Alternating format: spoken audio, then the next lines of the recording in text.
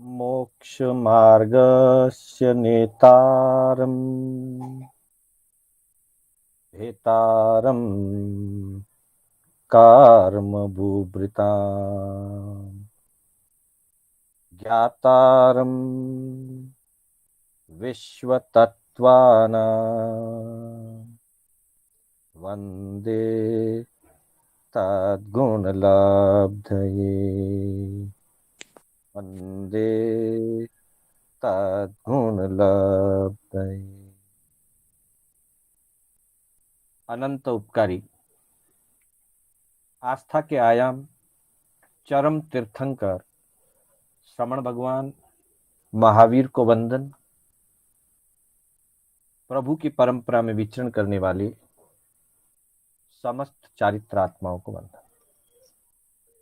आत्मबंधुओं, सुशील माताओं, बहनों, श्री कर्नाटक जैन स्वाध्याय संघ बैंगलोर के तत्वावधान में आयोजित आगम गाथा विवेचन की इस विशेष कक्षा में मैं शांतिलाल बोहरा आप सभी का हार्दिक स्वागत एवं अभिनंदन करता हूं। बंधुओं, हमारी कक्षा श्रावक स्वरूप विषय पर आधारित चल रही है।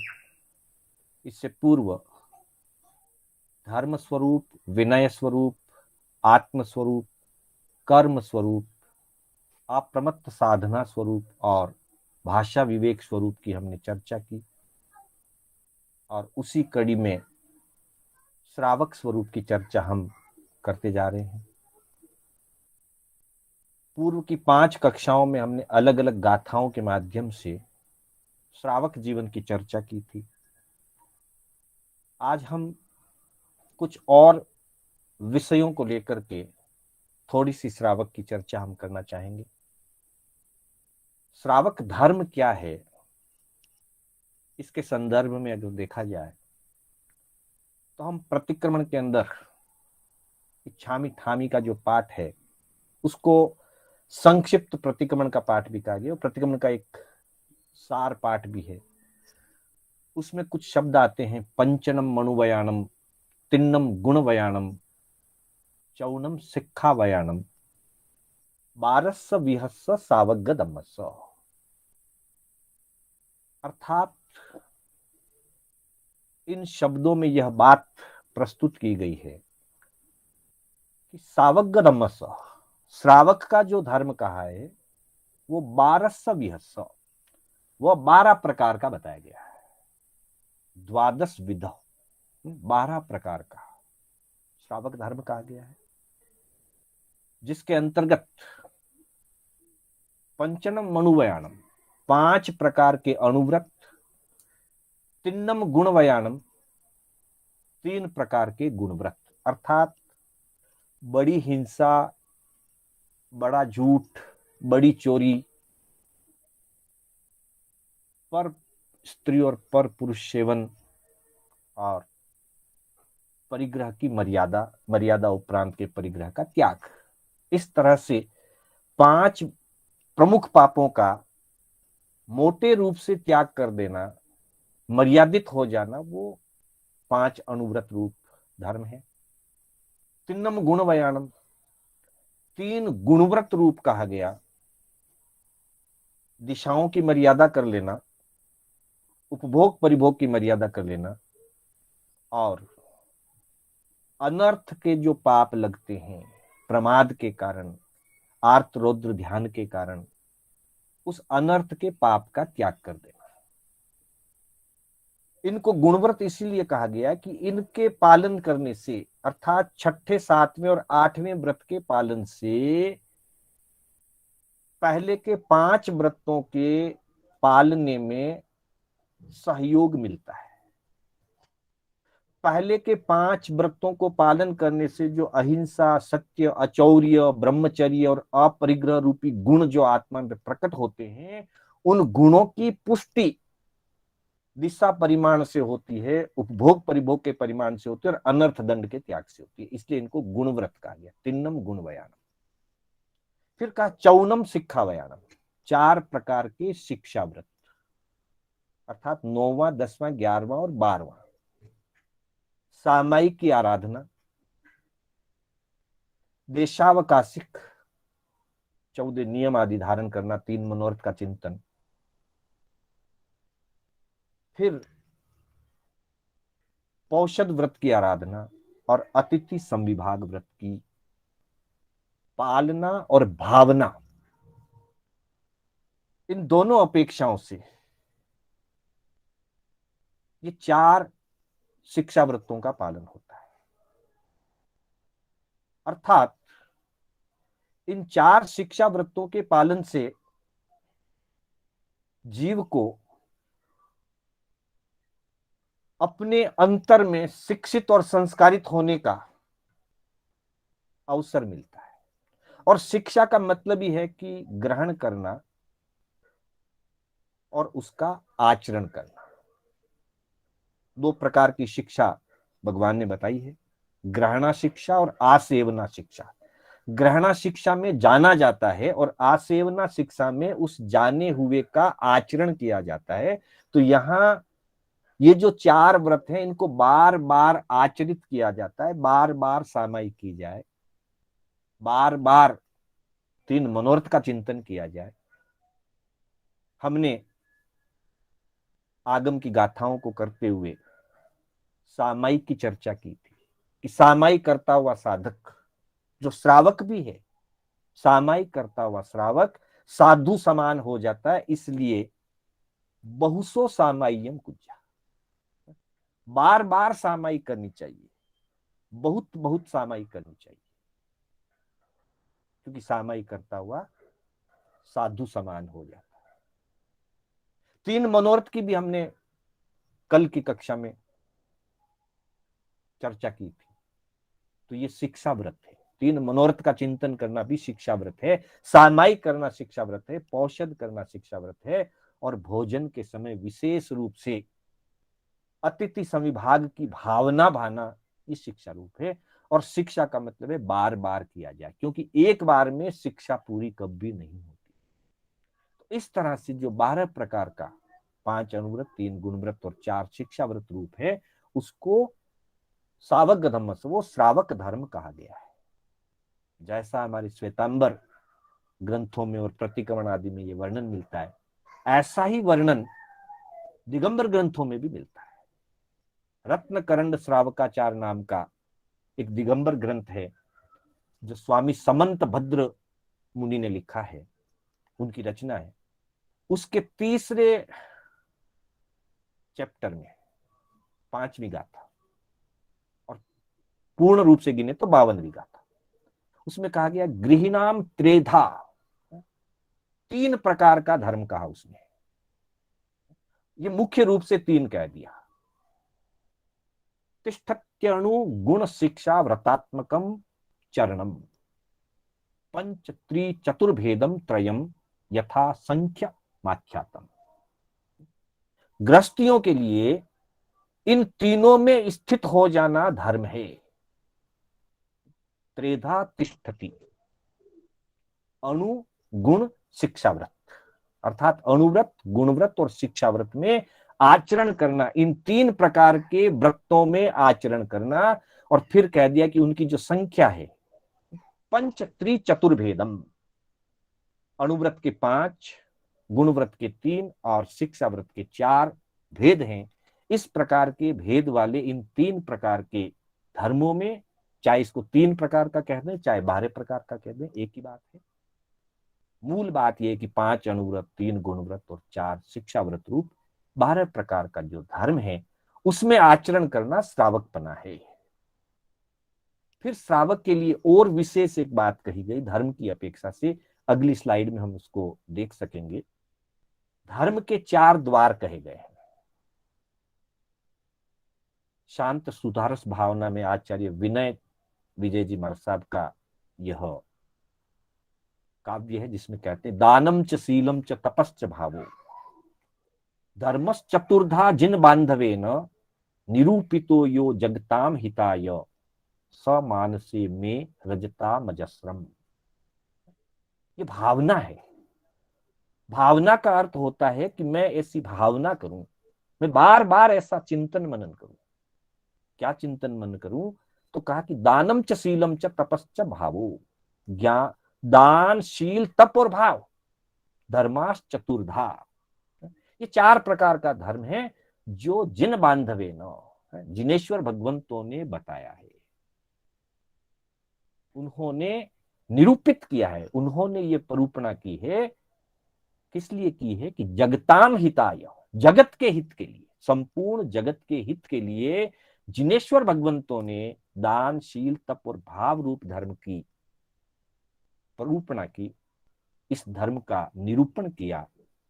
से मान से में रजताम मजस्रम, बस प्रभु मुझे इतना ही चाहिए कि मेरे मन में, मेरे अंतर में निरंतर सतत इसी का रमण चलता रहे, मैं इसी में रमता रहूं, मैं इसी में आचरणशील रहूं। दानशील, तप और भाव। अब इन 4 प्रकार के धर्म में श्रावक के लिए वैसे तो चारों धर्म कहे गए हैं, दान, शील, तप, भाव, पर विशेष रूप से श्रावक के लिए कहा गया कि उसके लिए दान धर्म सर्वश्रेष्ठ है। उसके लिए दान धर्म का पालन करना सहज है, सरल है। क्यों है, इसकी थोड़ी सी हम चर्चा करें। बाकी के 3 क्यों कठिन कहे, तो कहा अभिधान राजेंद्र कोश के अंदर ये गाथा दी है कि न तवो सुट्ठू गिहिनम, ग्रस्त के लिए तप की आराधना करना इतना सरल नहीं है। और विषयासक्तान होई न तुशीलम, ग्रस्त में विषयों की आसक्ति ज्यादा होती है, इसलिए शील का पालन करना भी, संपूर्ण शील का पालन करना ग्रस्त के लिए संभव नहीं होता। और सारंभाण न भावो तो, और जो आरंभ युक्त हैं, अर्थात जिनके पास परिग्रह है और जो अपने परिग्रह को और अपने परिवार को चलाने के लिए छकाय के आरंभ से अभी तक अलग नहीं हुए हैं, उनको शुभ भावों में रहना भी उनके लिए बड़ा कठिन है। तो 3 बातें कह दी। ग्रस्त के लिए तप करना आसान नहीं है, और विषयाशक्ति के कारण पूर्ण रूप से शील का पालन करना भी सुलभ नहीं है, और 6 काय के आरंभ से जुड़े होने के कारण और परिग्रह से जुड़े हुए होने के कारण हमेशा शुभ भावों में रह पाना कठिन है। शुभ भाव नहीं रह पाते। शुभ भाव में तो वो रह पाता है जो स्वतंत्र हो, स्वाधीन हो, जिसके कोई प्रतिबंध ना हो, न परिवार का प्रतिबंध हो, न व्यापार का प्रतिबंध हो, किसी प्रकार का जिसे कोई प्रतिबंध ना होता है, वो शुभ भावों में रह सकता है। तो ये 3 धर्म थोड़े कठिन है।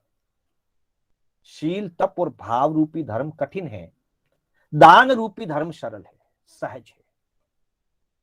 दूसरी तरफ 4 संज्ञाएं कही, आहार संज्ञा, भय संज्ञा, मैथुन संज्ञा और परिग्रह संज्ञा। संज्ञा के अंदर परिग्रह संज्ञा को सबसे बाद में रखा है, अर्थात परिग्रह संज्ञा सबसे कठिन है। परिग्रह संज्ञा का त्याग करना बहुत मुश्किल है। हम समझ सकते हैं इसको कि एक ग्रस्त, एक श्रावक परिग्रह के लिए, जहां उसका परिग्रह पुष्ट हो रहा हो, वहां वह व्यक्ति आहार को भी भूल जाता है। समय पर भोजन मिले ना मिले, काम हो जाना चाहिए। परिग्रह से जुड़ा हुआ कोई काम है तो वो एक बार भोजन को भी इग्नोर कर देता है, आहार संज्ञा को छोड़ देता है।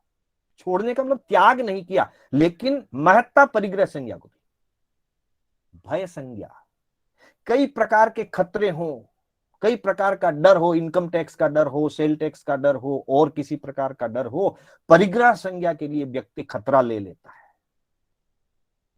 आहार संज्ञा, भय संज्ञा, मैथुन संज्ञा, घर परिवार के सुखोपभोगों को भी वो छोड़ देता है। छोड़ने का मतलब विरति भाव नहीं है, त्याग भाव से नहीं, लेकिन परिग्रह की महत्ता इतनी ज्यादा है, परिग्रह का दबाव इतना ज्यादा है व्यक्ति पे कि वो बाकी की 3 चीजों को गौण कर देता है। अर्थात छोड़ने में परिग्रह सबसे कठिन है और पालने में दानशील तप भाव में दान सरल है। और यही कॉम्बिनेशन है कि दान देना अगर शुरू करेगा, दान धर्म में अगर जुड़ेगा, तो धीरे धीरे वो परिग्रह संज्ञा पर विजय प्राप्त करेगा। और जो व्यक्ति परिग्रह संज्ञा पर विजय प्राप्त कर लेता है, फिर उसके लिए आहार संज्ञा को जीतना, भय संज्ञा को जीतना, मैथुन संज्ञा को जीतना सरल हो जाता है। इस तरह से अलग अलग अपेक्षाओं से ये सारी बातें हमारे ग्रस्त जीवन के लिए, श्रावक जीवन के लिए जुड़ी हुई है। तो श्रावक को 5 अणुव्रत रूप, 3 गुणव्रत रूप और 4 शिक्षाव्रत रूप व्रतों की आराधना करना चाहिए। और इन व्रतों की आराधना में दान, शील, तप और भाव उसमें समाहित हो जाते हैं। उसमें भी दान का बहुत बड़ा महत्व है। ग्रस्त सहज ही दान दे सकता है। दान के साथ सामाजिकता जुड़ी हुई है, धार्मिकता भी जुड़ी हुई है, अन्य अन्य व्यवस्थाएं जुड़ी हुई है। इसलिए उसके लिए कहा कि श्रावक के लिए दान का धर्म बहुत सरल है। हमने श्रावक के इन 4 धर्मों का और 5 अणुव्रत, 3 गुणव्रत और 4 शिक्षाव्रत रूपी 3 प्रकार के धर्म का थोड़ा सा परिचय लिया। अब इन सब का मूल आधार है सम्यक्त्व। इसलिए हमने सबसे पहले चर्चा की थी श्रावक धर्म के अंतर्गत अरिहंतो महद्देव। ये धर्म बताने वाले कौन हैं, इस धर्म की जानकारी देने वाले कौन हैं? तो कि अरिहंत मेरे देव हैं और सुसाधु गुरु हैं। और जो हमें तत्व मिला है जिनेश्वर भगवंतों से, वो मेरा धर्म है, मैं इसे ग्रहण करता हूं। अब वो तत्व या जिनेश्वरों के द्वारा मिला हुआ वो धर्म क्या है? तो वो धर्म है 5 अणुव्रत, 3 गुणव्रत, 4 शिक्षाव्रत। अथवा वो धर्म है दान की, शील की, तप की और भाव की आराधना। इसलिए अरिहंतो महदेव के माध्यम से हम उस पर श्रद्धा स्थापित करते हैं। और दूसरी गाथा में श्रद्धा के बाद ज्ञान की बात आती है। निगंथे पावयने, दूसरी गाथा जो हमने उत्तरार्जन सूत्र के अंतर्गत ली थी, उसकी स्लाइड भी आपको अभी मिलेगी। दूसरी गाथा के अंतर्गत निगंथे पावयने, निर्ग्रंथ प्रवचन में दृढ़ हो जाना। निर्ग्रंथ प्रवचन के अंतर्गत कोविद हो जाना। Next slide. हाँ, धन्यवाद। निर्ग्रंथ प्रवचन में कोविद, श्रावक भी निर्ग्रंथ प्रवचन में कोविद होता है, ज्ञाता होता है। क्योंकि ज्ञान के बिना क्रिया का पालन नहीं हो सकता, दर्शन के बिना ज्ञान सम्यक नहीं हो सकता, और ज्ञान की विशालता के बिना आराधना नहीं हो सकती। क्योंकि ज्ञानियों ने कहा है ज्ञानस्य फलम विरति। जब ज्ञान प्राप्त होता है तभी उसमें विरति भाव आता है, ज्ञान के बिना विरति भाव नहीं आता। इसलिए तीसरी गाथा में विरति की चर्चा करते हुए हमने कहा कि सामाई अम्मी उकये समणो इव सावओ हवई जम्हा। सामायिक आराधना करता हुआ श्रावक भी श्रमण जैसा हो जाता है, साधु जैसा हो जाता है। एन कारणेनम बहुसो सामायियम कुज्जा। इसलिए बहुत बहुत सामायिक करनी चाहिए, बार बार सामायिक करनी चाहिए। और सामायिक व्रतों की अपेक्षा से हम देखते हैं तो ये 4 शिक्षा व्रत में पहला शिक्षा व्रत है, जिसकी चर्चा थोड़ी देर पहले हमने की। इसलिए दर्शन, ज्ञान और उसके साथ चारित्र की चर्चा हुई। सामायिक अपने आप में चारित्र है, पूर्ण रूपेण उसे ग्रहण करे तो सर्व चारित्र है। और श्रावक की अपेक्षा से ग्रहण किया जाता है तब वो देश चारित्र है। 2 करण 3 योग से एक मुहूर्त काल के लिए संपूर्ण पापों का त्याग करता हुआ साधक आत्म साधना में जुड़ता है, समभाव में स्थित होता है, आत्मरमण करता है। उस साधना का नाम सामायिक है। और ऐसा साधक स्वभाव से निर्मल बनता है। इसलिए भगवान ने श्रावक के स्वभाव के चार चार प्रकार बताए।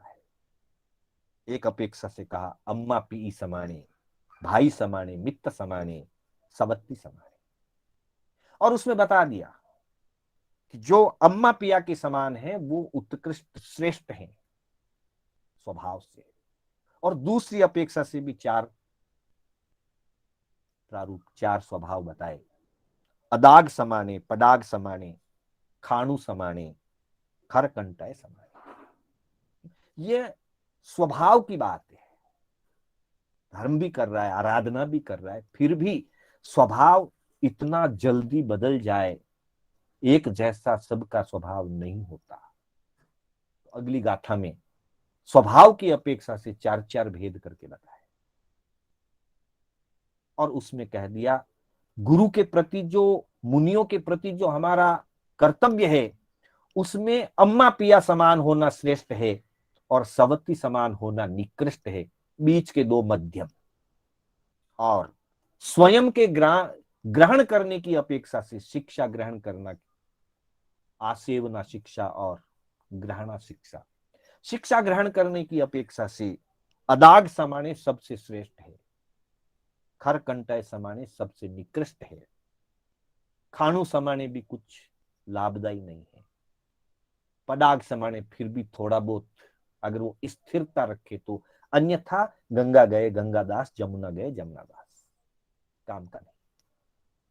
अदाग समाने जैसा जिस आशय से प्रभु ने बताया है उसी आशय से उसको ग्रहण करना, जैसा बताया वैसा ग्रहण करना। इसलिए अदाग आदर्श, आदर्श कहते हैं दर्पण को। दर्पण उसके सामने जैसा वस्तु आता है वैसा ही प्रतिबिंबित हो जाता है। तो जिसमें ज्ञान ग्रहण की ऐसी निर्मल भावना हो जाए कि जिस आशय से, जिस प्रकार से जैसा दिया गया उसको ग्रहण करे, यह उत्कृष्ट रूप है। और उसके बाद तीन मनोरथ की चर्चा की थी। श्रावक धर्म आराधना करता हुआ ग्रस्त धर्म में ही उसको जीवन पर्यंत नहीं रहना है। वो हमेशा इस बात का लक्ष्य रखता है कि मैं आरंभ परिग्रह को घटाऊं और आरंभ परिग्रह को घटा करके मुनि व्रत को स्वीकार करूं। पहला मनोरथ, अगली गाथा में तीन मनोरथ की चर्चा हमने की थी। पहला मनोरथ, कयानम अहम अपम व बहुयम व परिगहम परिचयिष्यामि, थोड़ा या अधिक मैं अपने परिग्रह को कैसे त्यागूं, क्योंकि परिग्रह के त्याग के बिना, अभी हमारी चर्चा हुई थी चार संज्ञा में परिग्रह सबसे भारी है, परिग्रह के त्याग के बिना दूसरे पापों का त्याग हो पाना कठिन है। परिग्रह जितना अधिक होगा दूसरे पाप उतने बढ़ते चले जाएंगे, परिग्रह जितना कम होगा दूसरे पाप उतने उतने घटते चले जाएंगे। इसलिए परिग्रह को अल्प करने की बात कही। और जहां परिग्रह घटता है वहां छक आय का आरंभ घट जाता है, और जहां परिग्रह बढ़ता है वहां छक आय का आरंभ बढ़ जाता है। अर्थात परिग्रह बढ़ने पर हिंसा बढ़ती है और परिग्रह घटने पर हिंसा घटती है। किसी अपेक्षा से उत्तराध्ययन सूत्र के अंतर्गत प्रभु ने परिग्रह को ही नरक कहा है। अर्थात जो परिग्रह में अत्यंत वृद्धि भाव आ जाए तो महापरिग्रह महाआरंभी हो जाता है और नरक आयु का बंद कर सकता है। और जो परिग्रह से ऊपर उठता है वो वीरति भाव की तरफ जाता है। इसलिए पहला मनोरथ कि मैं परिग्रह को कम करूं। और कल हमारी चर्चा हुई थी कि परिग्रह को घटाते घटाते घटाते घटाते जीरो तक पहुंचना है। जिस दिन आरंभ परिग्रह जीरो हो जाएगा दूसरा मनोरथ अपने आप फलित हो जाएगा। आरंभ परिग्रह से मुक्त हुआ वो साधु बन सकता है। आरंभ परिग्रह से मुक्त हुए बिना साधुत्व की, संयम की आराधना नहीं होती। श्रावक बने की आराधना में आरंभ परिग्रह मर्यादित होता है, लेकिन साधु आरंभ परिग्रह से मुक्त होता है। इसलिए मेरा प्रतिदिन घटे घटे घटे और घटते घटते जिस दिन जीरो हो जाए उस दिन साधुत्व फलित होता है। तब जीव अघार आओ अणगार आओ, अघार धर्म से अणघार धर्म की तरफ, अर्थात श्रावक धर्म से साधु धर्म में प्रवर्जित हो जाता है। ये दूसरा मनोरथ प्रतिदिन चिंतन किया जाता है। और तीसरा मनोरथ, चाहे साधु हो चाहे सावक, दोनों के लिए एक ही है। तीसरा मनोरथ, समाधि मरण को प्राप्त करूं। कालम अणव कंकमाणे विहरिस्सामी, सब कुछ का त्याग करके, आहार का त्याग, आसक्ति का त्याग, 18 पाप का त्याग, सब कुछ का त्याग करके संलेखना की आराधना करते हुए, न जीवन की आशा न मृत्यु की चिंता, दोनों से मुक्त होकर के मैं आत्मरमण में स्थिर हो जाऊं, मृत्यु जब आनी है तब आ जाएगी, ऐसी साधना का नाम समाधि मरण या संलेखना है। और इन 3 स्थानों में स्थित साधक के लिए कहा, महानिज्जरे महापज्जवसाने, वह साधक महान निर्जरा करता है और उत्कृष्ट मरण को अर्थात समाधि मरण को प्राप्त होता है। संलेखना, एक प्रश्न आया था इसके बारे में विमल चंद जी लोढ़ा का, कि संलेखना और संथारा, इन दोनों में क्या अंतर है। तो बंधुओं, वैसे आराधना का नाम संलेखना है, संथारा शब्द आराधना का या क्रिया का नाम नहीं है। व्यवहार पक्ष में संलेखना को ही संथारा कहा जाता है। मूलतः शाब्दिक अर्थ की अपेक्षा से या आगमिक शब्द की अपेक्षा से साधना का नाम है संलेखना, अर्थात संलेखना जूशना, जैसे 3 शब्द दिए हैं, संलेहना, जूशना, जूसिए। संलेखना की आराधना करता हुआ अर्थात शरीर और आसक्तियों का त्याग करता हुआ, शरीर की आसक्ति का त्याग करता हुआ, कषायों को कृश करता हुआ जो समाधि मरण की तरफ बढ़ता है, उस साधना का नाम संलेखना है। अब व्यवहार में इसको संथारा कहा जाता है, या सम्मिलित रूप से संलेखना संथारा भी कह देते हैं। मूलतः संथारा शब्द का अर्थ है सैया, बिछौना। संथारा शब्द का अर्थ बिछौना होता है। जब हम प्रतिक्रमण के अंदर बड़ी संलेखना का पाठ बोलते हैं तब वहां कुछ शब्द आते हैं, संथारा संथार कर। तो वहां संथारा संथार कर का मतलब है सैया बिछा देना, बिछौना बिछा देना। दर्भादिक संथारा संथार कर। पूर्व काल में ऋषि मुनि सूखी घास का संथारा बनाते थे, सूखी घास को व्यवस्थित करके उस पर सो जाते हैं, सामान्य दिनों में भी। और संथारा समाधि मरण को जब ग्रहण करते थे, संलेखना की आराधना करनी होती तब भी, तो वो सूखी घास का जो बिछाया जाता था उस बिछोने को संथारा कहते हैं, संस्तारक। बाद में कॉटन के कपड़े भी हैं, ऊन का कोई कपड़ा या सूत का कपड़ा जो बिछाने के लिए, सोने से पहले बिछाने के लिए जो काम लिया जाता है, जो बिछाया जाता है, उसको संथारा कहते हैं। उस पर बैठ करके जो अंतिम आराधना की जाती है उसको संलेखना कहते हैं। पर व्यवहार में ये संथारा नाम इसलिए रूढ़ हो गया क्योंकि वहां शब्दावली आती है, दर्भादिक संथारा संथार के, दर्भादिक संथारा दुरूह के, अर्थात जो दर्भादिक संथारा मैंने बिछा लिया है, घास आदि का या कपड़े आदि का, जो भी, मैं उस पर आरूढ़ हो जाऊं। अंतिम संलेखना लेने वाला व्यक्ति उस उतने से स्थान पर अपने आप को मर्यादित कर लेता है। इसलिए व्यवहार में कहा जाता है कि संथारा ले लिया। जैसे कोई बीमार व्यक्ति होता है, लंबे काल के लिए बिस्तर नहीं छूटता है, तो कहते हैं बिस्तर पकड़ लिया, बिस्तर पकड़ लिया, इतने बीमार है, बिस्तर पकड़ लिया। तो सामान्य व्यक्ति को बीमारी की अपेक्षा से अगर वो बेड रिडन हो जाता है तो उसको कहते हैं बिस्तर पकड़ लिया। और साधक जब पंडित मरण के लिए, समाधि मरण के लिए संपूर्ण आसक्ति, संपूर्ण पापों का त्याग करके, चारों आहार का त्याग करके आजीवन के लिए उस बिछौने पर चढ़ जाता है, आरूढ़ हो जाता है उसके ऊपर, और उस उतने से स्थान और बिस्तर को छोड़ करके बाकी सारी चीजों से वो अलग हट जाता है, फिर किसी भी जगह वो उसका आना जाना कुछ नहीं, तब उसको व्यवहार में कह दिया जाता है संथारा ले लिया।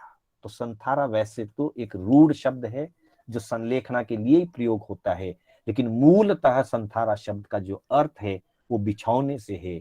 और आराधना का जो नाम है या साधना का जो नाम है या धर्म क्रिया का जो नाम है वो नाम संलेखना है। और उसका भाव है शरीर की आसक्ति का त्याग करना, कषायों को कृष्य करना, संपूर्ण पापों का त्याग करना, चारों आहार का त्याग करना। और त्याग के पीछे भावना यही है कि आसक्ति से मुक्त हो जाऊं, समाधि मरण को प्राप्त करूं।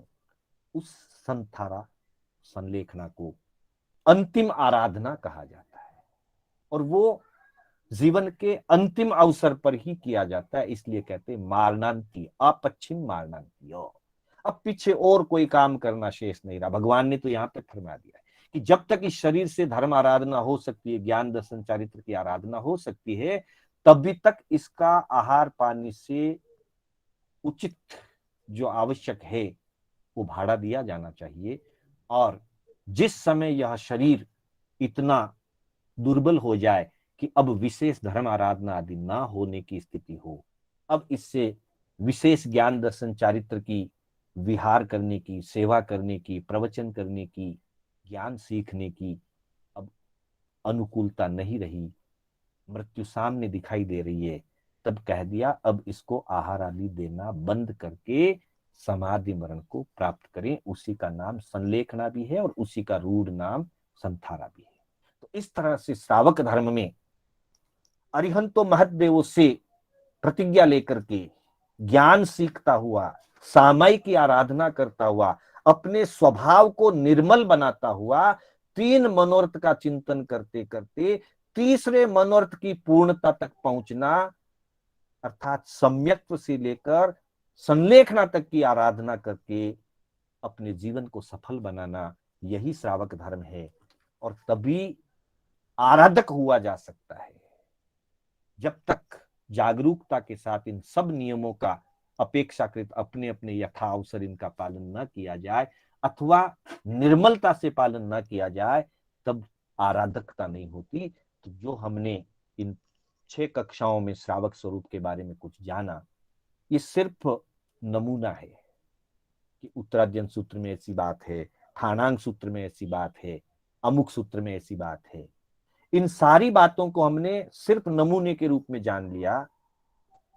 वहां वहां आगे पीछे की विशेष गाथाओं को, अध्ययनों को पढ़ करके हम और अपने ज्ञान दर्शन चारित्र को दृढ़ कर सकते हैं और हम उसी की तरफ आगे बढ़ें, अपने ज्ञान दर्शन चारित्र को दृढ़ करें और प्रतिदिन तीन मनोरथ का चिंतन करते हुए आखिर में समाधि मरण को प्राप्त करें। इसी मंगल भावना के साथ मैं अपने शब्दों को विराम दूंगा। मेरे बोलने में कोई स्खलना हुई हो अथवा जिनाज्ञा विपरीत कथन हुआ हो तो बारंबार मिच्छामि दुक्कडम।